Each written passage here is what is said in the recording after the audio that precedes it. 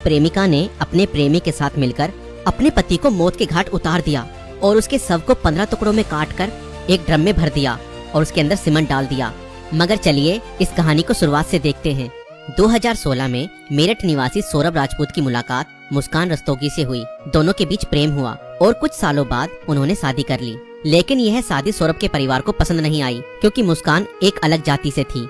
इसके बावजूद दोनों ने अपने रिश्ते को मजबूत बनाए रखा। सौरभ मर्चेंट नेवी में जॉब करते थे और लंदन में पोस्टेड थे। शादी के कुछ समय बाद सौरभ लंदन चले गए, जबकि मुस्कान अपनी बेटी के साथ मेरठ में रहने लगी। इस दौरान उनकी जिंदगी में एक तीसरा व्यक्ति साहिल शुक्ला आया, जो मुस्कान को पहले से ही जानता था। सौरभ के लंदन में रहने के कारण मुस्कान की नजदीकियां साहिल से बढ़ने लगी।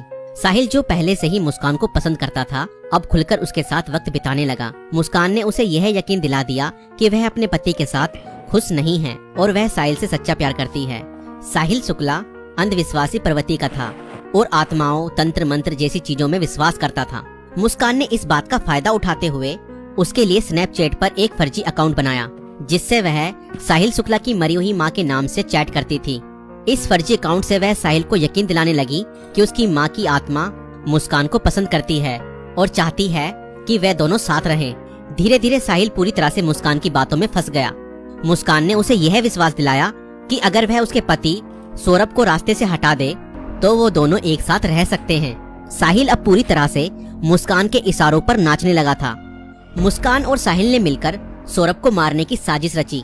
4 मार्च 2025 को जब सौरभ लंदन से मेरठ अपनी पत्नी और बेटी से मिलने आया, तब मुस्कान ने सौरभ की फेवरेट सब्जी कोफ्तों में बेहोशी की दवाई मिलाकर खिला दी।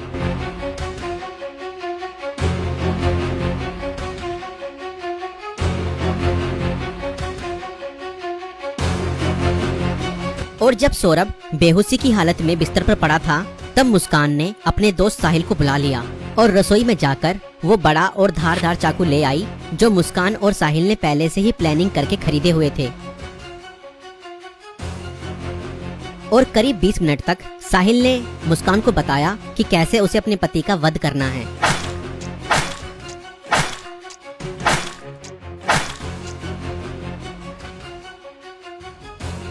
और फिर उसके बाद मुस्कान और साहिल ने सोते हुए सौरभ पर हमला किया और उसके हृदय पर 3 बार वार किए।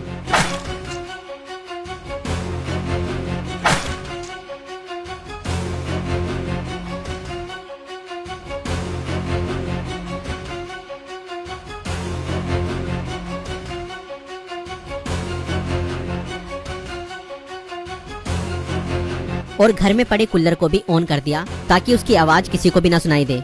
जब उन्होंने सौरभ को खत्म कर दिया, उसके बाद वह उसकी बॉडी को बाथरूम में ले गए।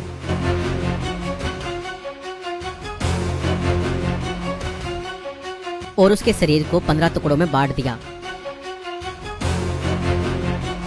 सौरभ को खत्म करने के बाद उन्हें इस बात की चिंता हुई कि अगर सब बरामद हो गया तो पुलिस उन तक जरूर पहुंच जाएगी। इसलिए उन्होंने सबको ठिकाने लगाने की योजना बनाई और मुस्कान बाजार जाकर एक प्लास्टिक का ड्रम खरीद लाई।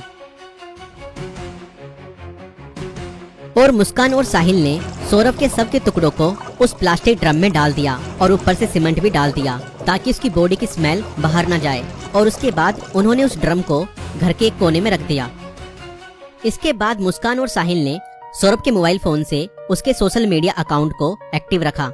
उन्होंने सौरभ के अकाउंट से हिमाचल प्रदेश की शिमला की तस्वीरें और स्टोरीज पोस्ट की ताकि लोगों को लगे कि वह घूमने गया है।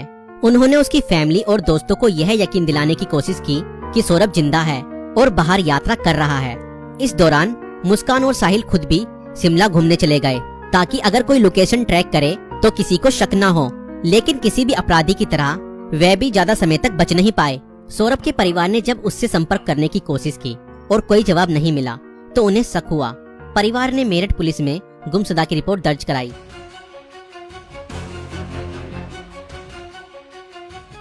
और इसी बीच मुस्कान ने अपने माता पिता को बताया कि शायद सौरभ का मर्डर हुआ है और उसके घर वालों ने ही उसका मर्डर किया है। मगर मुस्कान के पिता ने कहा, नहीं बेटा, किसी के भी घर वाले कितना ही नाराज हो जाएं तो भी ऐसा कदम अपने बेटे के लिए नहीं उठा सकते। बेटा, मुझे सच सच बताओ, सौरभ कहाँ है? मुझे सच्चाई बताओ, मैं किसी से कुछ नहीं कहूँगा। और तब मुस्कान ने अपने पिता को बताया कि उसने और साहिल ने मिलकर सौरभ को खत्म कर दिया है। और इतना सुनते ही मुस्कान के पिता ने पुलिस को सारी खबर बता दी।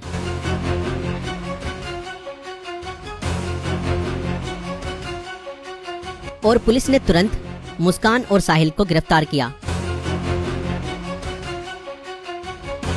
और उस प्लास्टिक ड्रम को भी बरामद किया जिसमें सौरभ के शव के टुकड़े थे।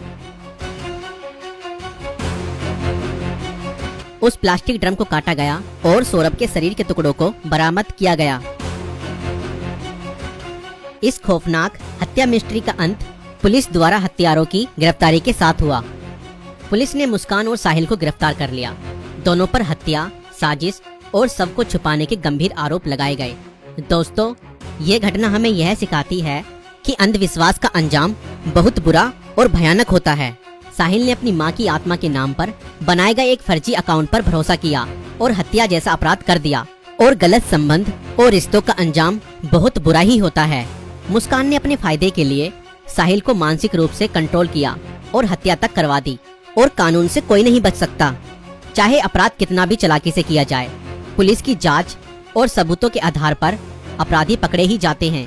इसलिए रिश्ते सोच समझकर बनाएं और जीवन साथी चुनने से पहले सामने वाला मानसिक रूप से कैसा व्यक्ति है यह जानने की कोशिश करें।